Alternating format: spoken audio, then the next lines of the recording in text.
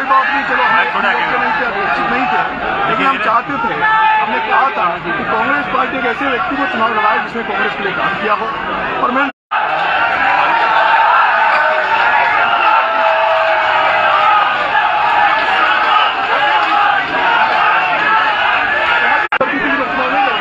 लेकिन कल जब मैंने सबसे पूछा और जब मैंने भाई साहब हनुमान जी बेनीवाल से बात करी, मैंने मेरे भाई रविंद्र भाटी से फोन पर बात करी और जिस तरह से उन्होंने मुझे आश्वासन दिया है, उसके बाद मेरे में हिम्मत आई और हौसला आया।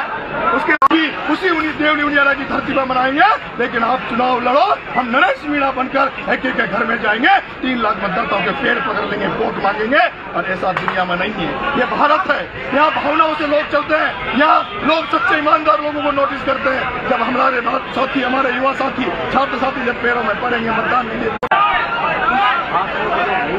ये आंसू का सैलाब है। पूरा हिंदुस्तान का युवा छात्र देख रहा है कि किस तरह से देश में उभरते हुए छात्र नेताओं की राजनीतिक हत्या की जाती है। एक मेरा साथी जेएनयू में कन्हैया कुमार, एक हमारा साथी छात्र नेता कन्हैया कुमार जो कम्युनिस्ट था, से अगर भाई साहब हनुमान जी बेनीवाल, रविंद्र जी भाटी, राजकुमार जी रोत और भाई हमारे चंद्रशेखर जी आजाद अगर देवनी उनियारा की यहाँ पर आएंगे तो मान लीजिए विधानसभा उपचुनाव हेतु नामांकन पत्र हनुमान बेनीवाल के स्वीकार नहीं किए जाएंगे। जाट भाइयों से भी निवेदन करना चाहता हूँ, हे जाट भाइयों, एक कहावत है कि टूटेड़ी खाट और झुकेड़ो जाट काम को कोनी, टूटेड़ी खाट और झुकेड़ो जाट काम को कोनी। तुम जिसको कांग्रेस में अगर किसी रतन चौधरी को टिकट दिया उसको बना दोगे, तुम बीजेपी का जिस तरह से चंद्रशेखर आजाद उसके साथ खड़ा है, राजकुमार रोत उसके साथ खड़ा है, भारती से लेकर पूर्वी राजस्थान तक अब हनुमान बेनीवाल का छोटा भाई बनकर नरेश मीणा उनके साथ खड़ा रहेगा। जो सपना हम बहुत दिनों से देखते थे, आने वाले समय में चुनाव में किसान के बेटे को मुख्यमंत्री बनाकर बस लेंगे, मुख्यमंत्री बनाकर ही रुकेंगे। मैं भाई रविंद्र भाटी से भी एक निवेदन करना चाहता हूँ, जिस तरह से गुजर मीणा उनके मतभेद थे, मनभेद थे, और जिस तरह से मैंने काम किया दोनों समाजों में, जिस तरह से मैंने गुजर मीणा समाज को एक कर दिया, भाई रविंद्र भाटी जी बड़ा दिल बता के, भाई हनुमान जी आप भी बड़ा दिल करके दोनों भाई उनियारा में एक मंच में आ जाना।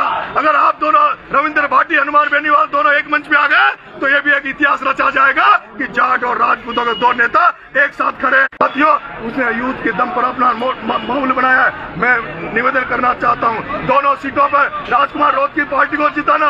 मेरे भाइयों, ये जो हनुमान बेनीवाल है, ये जो राजकुमार रोत है, ये जो नेता है, हो सकता है इनमें कोई कमी होगी, क्योंकि कमी तो भगवान में भी नहीं है।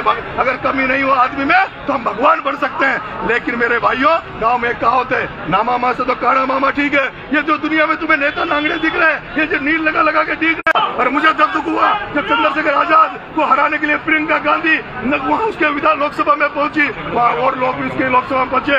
इसलिए मेरे युवा साथियों, 84 में भी और जिताना, सलूमर में राजकुमार रोत को जिताना, और खीवसर में सभी जाट भाइयों से निवेदन है, ये डमी कैंडिडेट है, ये जो एजेंट है बीजेपी कांग्रेस के डांगा और ये रतन चौधरी, इनको हराकर मेरे बड़े भाई हनुमान को जिता कर लाना।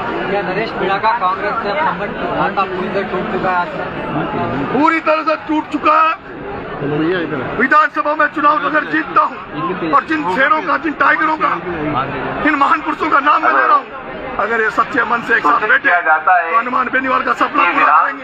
रविंद्र भाटी जिस मकसद से राजनीति में आया, जीत कर आया, उस रविंद्र भाटी का मकसद पूरा करूंगा।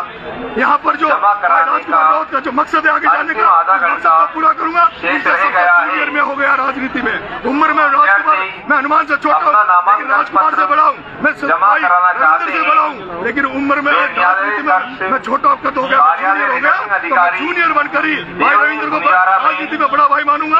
भाई हनुमान जी हमसे राजनीति में भी बढ़े और हमसे उम्र में भी बढ़े, हम सब लोग एकजुट होकर इस राजस्थान नामांकन पत्र बीएपी से आकर ऑफर क्यों ठुकरा दिया आपने चुनाव लड़ने का? बीएपी से जो ऑफर मिला था उसको देखिए, मैं भाई साहब हनुमान जी बेनीवाल से मिला था।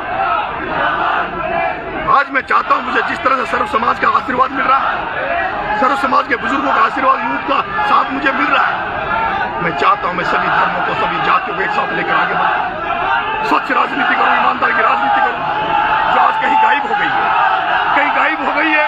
एक हरिश्चंद्र मीणा जो बीजेपी से चुनाव लड़ता है, यहाँ आकर कांग्रेस से चुनाव लड़ता है, कई लोग यहाँ वो कहता है, हरिश्चंद्र मीणा तू तेरी दुकान खोलना चाहता, तू चाहता 2028 में ये जो डमी कैंडिडेट उतारा है वो हार जाए,